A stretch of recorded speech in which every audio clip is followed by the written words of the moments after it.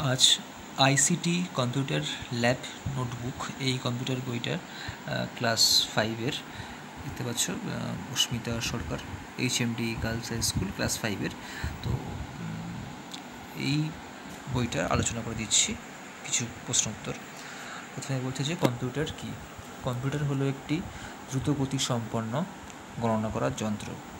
এটি input, processing ও output এই তিনটেভাবে কাজ করে। ইনপুট মানে তথ্য ভেতরে ইনপুট করানো, তারপর সেটা প্রসেসিং হয়ে আমাদের সামনে আউটপুট আসে, সেটা মনিটর, প্রিন্টার, স্পিকারে আমরা দেখতে পাই এই আউটপুটগুলোতে। কম্পিউটারের জনককে স্যার চার্লস ব্যাবেজ। সিপিইউ হলো একটি সিপিইউর পুরো কথা সেন্ট্রাল প্রসেসিং ইউনিট। র্যাম এর পুরো কথা র্যান্ডাম অ্যাক্সেস মেমোরি। রম এর পুরো কথা রিড অনলি মেমোরি। কিবোর্ড হচ্ছে একটা ইনপুট ডিভাইস, আর তার আমরা কিবোর্ডের মাধ্যমে তথ্য ইনপুট করতে পারি, লেখা যে কোনো।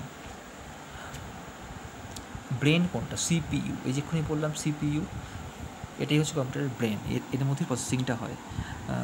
কটা কিবোর্ডে কটি অ্যালফাবেট কী পাওয়া যায়? এটা কিবোর্ডে A থেকে Z পর্যন্ত 26টি অ্যালফাবেট কী পাওয়া যায়। এরপরে এখান থেকে যেটা আসছে সেটা হচ্ছে, তোমরা এখান থেকে দেখে নেবে যে কোনটা স্পিকার, মনিটর, সিপিইউ দেখতে পাচ্ছ ছবিগুলো। তারপরে প্রিন্টার, মাউস, কিবোর্ড ছবি কোনটা কি দেখতে পাবে। এরপরে প্রশ্ন হচ্ছে ইউপিএসের ফুল ফর্ম দেখতে পাচ্ছ। ইউপিএসটা হচ্ছে যখন কম্পিউটারে হুট করে যদি কারেন্ট অফ হয়ে যায় তখন যে মেশিনটা পাওয়ার দেয় সেটাই হচ্ছে তোমার ইউপিএস। কম্পিউটারের বৈশিষ্ট্য, এটি খুবই দ্রুত গতিতে কাজ করে, নির্ভুলভাবে কাজ করে, সঞ্চয় মানে মেমোরি স্টোরেজ অনেক বেশি, এটি ক্লান্তিহীনভাবে কাজ করে, সারাদিন কাজ করতে পারে, কোনো ক্লান্তি নেই কম্পিউটারের। এর ব্যবহার এখন শিক্ষাক্ষেত্রে মানে শিক্ষাক্ষেত্রে স্কুলে আছে, চিকিৎসা ক্ষেত্রে আছে, বিজ্ঞান গবেষণায় কম্পিউটার লাগে, প্রকাশনা বলতে বই ছাপানো, ম্যাগাজিন ছাপানো, সেখানেও কম্পিউটার লাগে। এরপরে তোমার ব্যবসা বাণিজ্যের কাজে কম্পিউটার লাগে, ইত্যাদি কাজে কম্পিউটার লাগে। ব্যবহার এবার আসছে যে এতে কোনটাকে বলা হয় ভোলাটাইল, মানে র্যামকে বলা হয় ভোলাটাইল, কারণ যতক্ষণ পর্যন্ত মেশিন অন থাকে আমরা কাজ করি MS ওয়ার্ডে বা পেন্টে, ততক্ষণ পর্যন্তই র্যাম তার তথ্য সেভ রাখতে পারে। বন্ধ করলে র্যামও বন্ধ হয়ে যায়, তাই একে বলা হয় ভোলাটাইল।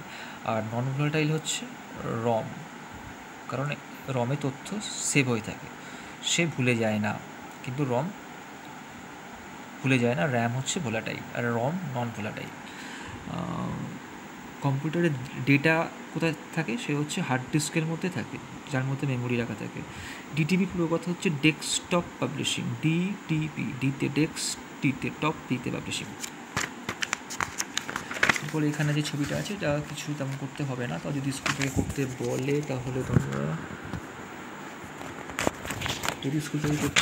তাহলে এটা হচ্ছে কোথায় কিবোর্ডে কোনটার কী রং, টাইপরাইটারের কী রং, ফাংশানের কী রং, এন্টারের কী রং, সেটাই দেখে নিচে করতে হবে প্রত্যেকে দেখে এটাই। তো এবার আসছে এখান থেকে কার্যকারিতা অনুসারে কম্পিউটার কত প্রকার? 3 প্রকার, অ্যানালগ, ডিজিটাল আর হাইব্রিড কম্পিউটার। পিসির পুরো কথা হচ্ছে পার্সোনাল কম্পিউটার। কয়েকটি মাইক্রো কম্পিউটার মানে ছোটো কম্পিউটার, যেমন ল্যাপটপ, ট্যাবলেট, এগুলো মাইক্রো কম্পিউটার। জাপানি অ্যাবাকাস, প্রথম অ্যাবাকাস হয়েছিল চীন দেশে, তাকে বলা হতো অ্যাবাকাস, যেটা হয়েছিল গণনা করার যন্ত্র প্রথম, সেটাকে বলা হতো অ্যাবাকাস। জাপানে একে বলা হতো সোলামান। স্লাইডিং রুল কে আবিষ্কার করেছিলেন? স্লাইডিং রুল উদ্ভাবক করেছেন উইলিয়াম অক্টেট। 1852 সালে চার্লস ব্যাবেজ যে কম্পিউটার বানান তার নাম হচ্ছে ডিফারেন্স ইঞ্জিন। প্রথম কোন সাধারণ উদ্দেশ্যে কম্পিউটার বানানো হয় তার নাম হচ্ছে ENIAC, ENIAC। অ্যাটসাক এর পুরো কথা হচ্ছে electronic delay storage automatic calculator, পুরো নামটা।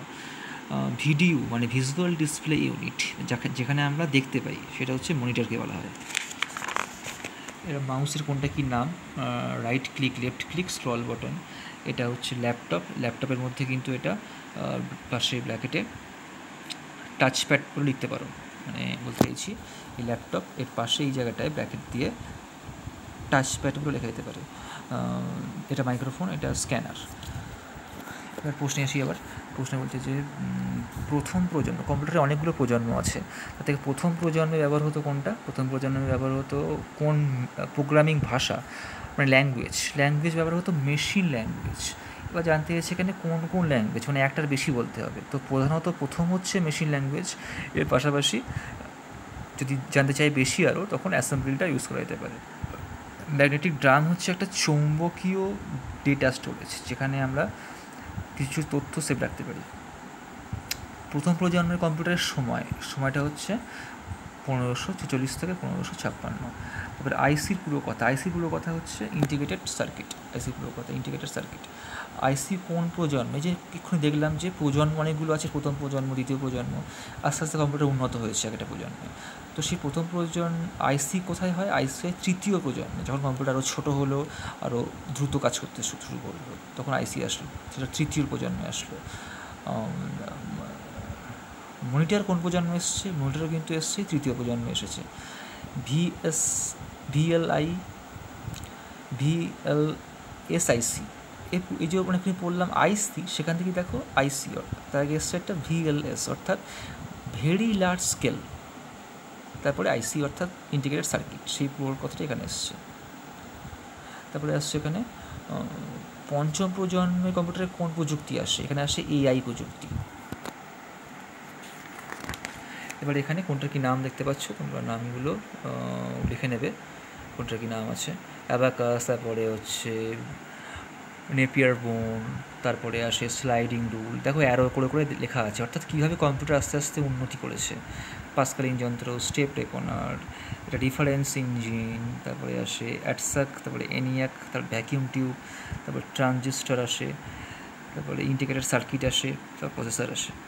এরপর দ্বিতীয় অধ্যায়তে আছে অপারেটিং সিস্টেম এবং তার প্রকারভেদ। জিইউআই, এর পুরো কথা হচ্ছে গ্রাফিক্যাল ইউজার ইন্টারফেস। তো জিইউআই, তারপরে সিইউআই, এটা হচ্ছে ক্যারেক্টার ইউজার ইন্টারফেস। এর সম্পর্কে অনেক কিছু বড় করে বলা রয়েছে, কিন্তু এখানে শুধু প্রশ্নোত্তরগুলো আমরা আলোচনা করছি। তারপর ডিওএস অপারেটিং সিস্টেম কেমন? ডিওএস হচ্ছে সিঙ্গল ইউজার অপারেটিং সিস্টেম, এবং সাথে এটা কিন্তু এই সিইউআই অর্থাৎ এই যে ডিওএস কিন্তু এই সিইউআই মানে ক্যারেক্টার ইউজার ইন্টারফেসের মাধ্যমে কাজ করে, যেটা পরে আমরা পাবো এই বইতে। এরপরে আসছে সফটওয়্যার কথা পাবো। সফটওয়্যারকে আমরা তিনভাবে ভাগ করছি, সিস্টেম সফটওয়্যার, অ্যাপ্লিকেশন সফটওয়্যার, একটা হচ্ছে ইউটিলিটি সফটওয়্যার। অপারেটিং সিস্টেমের কাজগুলো কি? অপারেটিং সিস্টেমের কাজ হচ্ছে কম্পিউটারকে চালু করা, একটা ইউজারের ইন্টারফেস তৈরি করা, রিসোর্স ম্যানেজমেন্ট তৈরি করা, এসব হচ্ছে কাজ। এখানে এটা কিন্তু একটা ইম্পর্টেন্ট পার্ট রয়েছে। এখানে অপারেটিং সিস্টেমে দুটো আমরা করছি, একটা এক্ষুনি বললাম যে সিইউআই মানে ক্যারেক্টার ইউজার ইন্টারফেস, আর একটা হচ্ছে জিইউআই মানে গ্রাফিক্যাল ইউজার ইন্টারফেস। এক্ষুনি বললাম যে সিইউআইয়ের মধ্যে আমরা পাবো ডসকে, ইউনিক্সকে, তেমন জিইউআইয়ের মধ্যে পাবো উইন্ডোজকে। মানে আমরা যে কম্পিউটার ইউজ করি এখন বর্তমানে উইন্ডোজ, সেটা কিন্তু এই জিইউআই মানে গ্রাফিক্যাল দেয়। গ্রাফিক্যালে আমরা মাউস দিয়ে ইউজ করতে পারি, কিন্তু ক্যারেক্টারে শুধুমাত্র মাউস কোনো কাজ করে না। এসবগুলো রয়েছে বইতে, পড়তে পাবে। আর কোনটার কী নাম দেখে নিচ্ছি, উইন্ডোজ, এটা হচ্ছে লিনিক্স, এটা ইউনিক্স, এসব নামগুলো রয়েছে এখানে। ইউনিক্স, এই যে এটা ইউনিক্স, এটা। তারপরে প্রশ্ন করতে আসি, বুটিং কি? বুটিং হচ্ছে কম্পিউটার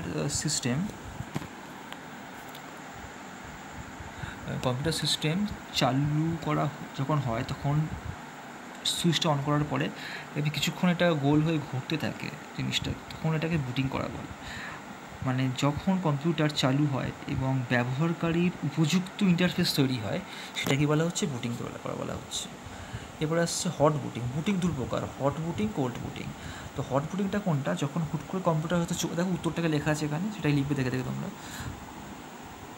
তো আমি একবার সংক্ষেপে বলে দিচ্ছি। হট বুটিংটা হচ্ছে যখন কম্পিউটার হয়তো চলতে চলতে হ্যাং করে গেল, কোনো কাজ করছে না, তখন আমরা যে পাওয়ার সুইচ সেটাকে চেপে ধরে রেখে এটাকে অফ করে দিই, আবার অন করলে এটা চালু হয়ে যায়। এই যে বুটিংটা হয়, একে বলা হয় হট বুটিং। তো এটা এখানে সংজ্ঞাটা ভালো করে লেখা আছে, তোমার সংজ্ঞাটা দেখে এখান থেকে লিখবে যেটা সংজ্ঞা যেটা লেখা আছে। আমি তাড়াতাড়ি শেষ করছি ভিডিওটা, কারণ এতগুলো চ্যাপ্টার আমাকে শেষ করতে গেলে অনেকটা বড় ভিডিও হয়ে যাবে। তো আমি এখান থেকে দেখাচ্ছি। তারপরে সিস্টেম সফটওয়্যারের উদাহরণ হচ্ছে মাইক্রোসফট উইন্ডোজ, তারপরে অ্যাপ্লিকেশনের উদাহরণ হচ্ছে ওয়ার্ড।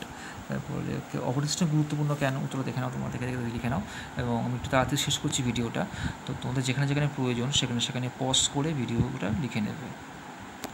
এরপর থেকে পরপর সব ছবি দেখিয়ে চলে যাচ্ছি তোমাদের কাছে।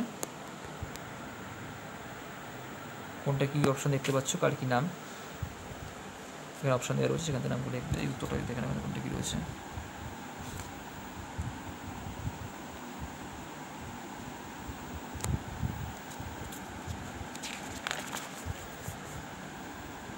এখানে মিল করতে হবে পরপর ABCD করে কার সাথে কোনটা হবে। ABCD উত্তর লেখা দেখতে পাচ্ছ। পরে তৃতীয় চ্যাপ্টারটা হচ্ছে উইন্ডোজ 10 পরিচিত, সেখানে উত্তরগুলো দেখে নিতে পারো কী কী লেখা রয়েছে। যার যেখানে প্রয়োজন সে অবশ্যই পজ করে উত্তরগুলো লিখে নেবে। আমি ভিডিওটা অনেকটা লং হয়ে যাচ্ছে, তাই আমি বোঝাতে পারছি না পুরোটা।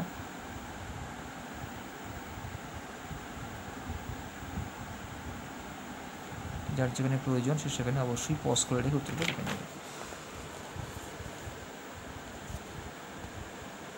এখানে অপশানে কার কী নাম হবে লিখে নিতে পারছো। এখানে দেখতে পাচ্ছ কী রয়েছে প্রশ্নগুলো, সেই উত্তরগুলো আমি দেখিয়ে দিচ্ছি কোনটার কী উত্তর আছে, পজ করে লিখে নেবে।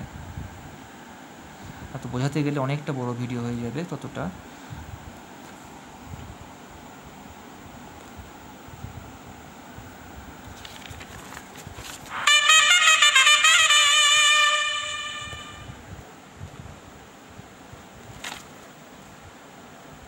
এখানে কিন্তু একটা ইম্পর্টেন্ট জিনিস বলা আছে, মাউস ম্যাচ, বেশ মজার জিনিস, উত্তরগুলো দেখে নাও।